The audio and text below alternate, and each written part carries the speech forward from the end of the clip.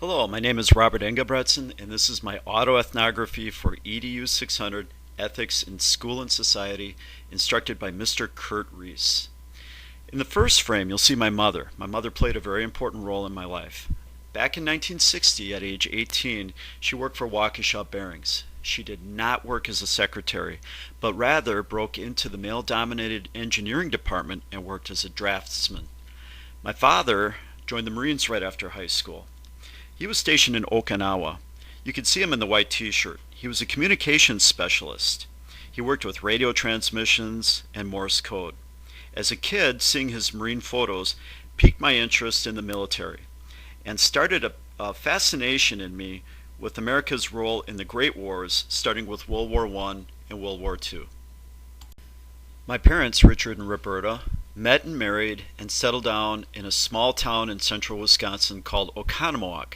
Oconomowoc is where I was born and raised. Oconomowoc was essentially a very white town. Everybody was basically Caucasian, and the only differences between people were either Lutheran or Catholic or socioeconomic. There were extremely wealthy people, there were some middle class, and a lot of farmers. My parents found the inexpensive suburban house they were looking for on a little plot of former farmland. As things began to heat up in Southeast Asia, a little albino came to the rescue. His name was Robert. Robert prevented his father, Richard, from being called into active duty in Vietnam. 3 years later, a second albino secured my father from active duty in Vietnam. His name was Randy. The two of us albinos had a lot of playmates, as all the families in our 12-house cul-de-sac had children. Before video games and computers, we played outdoors a lot. Physical activity was the norm. We would run, bike, swim, build forts out in the woods. We were allowed the freedom to be boys, to roughhouse and create things. And my father built us a treehouse. The treehouse in the back, you could see, was our command headquarters for building our so-called empire, where we would imagine we were expanding our borders well beyond our house. Also, our parents had a swimming pool, and this is something that we spent hours enjoying on hot summer days. And because of the pool, it was a very popular gathering place for friends, relatives, to get together on July 4th, to get together for my father's birthday and my brother's birthday. So there were a lot of positive memories associated. So my childhood was what I hope all children would be able to have. A family who loves them. You have things to do. You have family that loves you. You get to celebrate Halloween.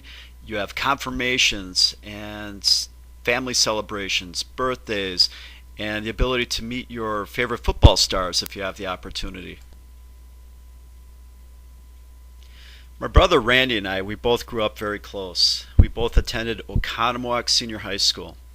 While we're attending a high school, we still continued our activity with sports. He was a weightlifter and a wrestler, and I was a runner. I would run cross country and track.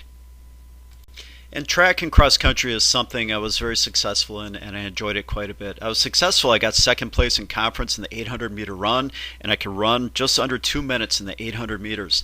But mostly I enjoyed it for the camaraderie and the sense of community that we had. My coach on the left, Denny Schmidt, was very instrumental in making me enjoy thoroughly the sport of running. Some of the deepest and most rewarding friendships were formed when I was in cross country and track. And one of them was with my friend Kevin.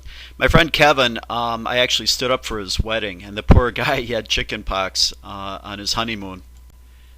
And because of all the positive experiences associated with running and the success that went with it and all the good times that we had, it's something that I really truly want to continue for the rest of my life. I graduated in 1984 and set my sights on Carroll University. For me, it was perfect. The class sizes allowed me to speak to my professors, and I could participate in all the activities that I loved. I could be a cartoonist for the paper, I could run on the cross-country team and the track teams, and be involved. All of our lives have defining moments, and for me, going to Germany was probably in the top 3.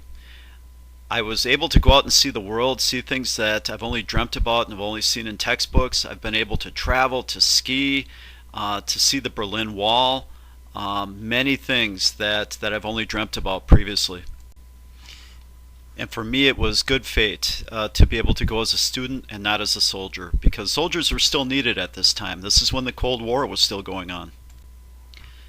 So I graduated from Carroll, went on to work for a German-owned company, and decided I would rather teach German than work for Germans. So I went back to Carroll again to get certified to teach German and history.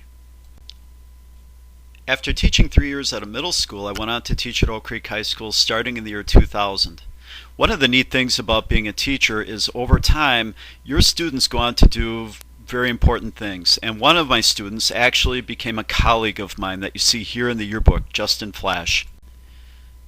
What really drives me as a teacher today is to give my students the experiences that make them excited about wanting to learn German, to try to take them to places, get them excited about joining German Club, take them to Chicago to see the Christmas market, and eventually we try to get them involved in our foreign exchange program.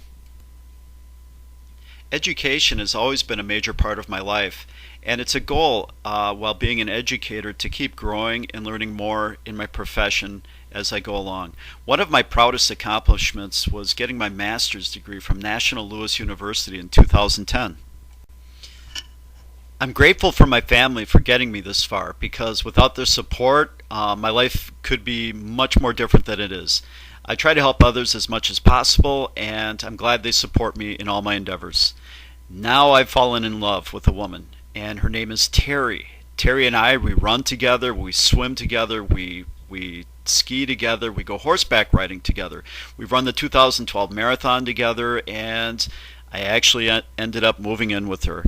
And I moved from Wisconsin, from being a cheesehead to a flatlander in Illinois. I might be the only Illinois student currently enrolled in this class, but I do make the commute from Illinois to Oak Creek, which is south side of Milwaukee, every day.